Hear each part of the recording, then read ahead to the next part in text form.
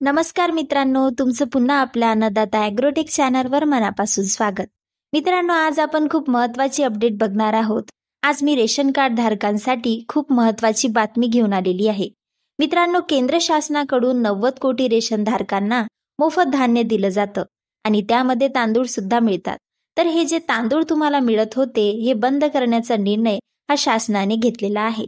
मित्रांनो, तुम्हाला पुढील महिन्यापासून तांदूळाऐवजी 9 वस्तू ज्या आहेत त्या तुम्हाला सरकारमार्फत मिळणार आहेत. म्हणजेच तांदूळ बंद करण्यात येत आहेत आणि त्याऐवजी 9 जीवनावश्यक वस्तू तुम्हाला मिळणार आहेत. मित्रांनो, आता या 9 वस्तू कोणकोणत्या आहेत ते जाणून घेऊया. तर तुम्हाला गहू मिळेल, डाळी मिळतील, हरभरा मिळेल, मीठ मिळणार, मोहरीचे तेल मिळेल, मैदा मिळणार, सोयाबीन सुद्धा तुम्हाला मिळणार आणि मसाले देखील मिळेल. अशा प्रकारच्या 9 वस्तू तुम्हाला तांदूळाऐवजी आता मिळणार आहेत. या वस्तू राशन कार्ड धारकांना पुढील महिन्यापासून मिळायला सुरुवात होणार आहे. तर मित्रांनो, हा निर्णय तुम्हाला कितपत योग्य वाटत आहे तो आम्हाला खाली कमेंट करून नक्की सांगा. व्हिडिओ आवडला असेल तर व्हिडिओला एक लाईक करा आणि चॅनलला सबस्क्राईब करायला विसरू नका. धन्यवाद.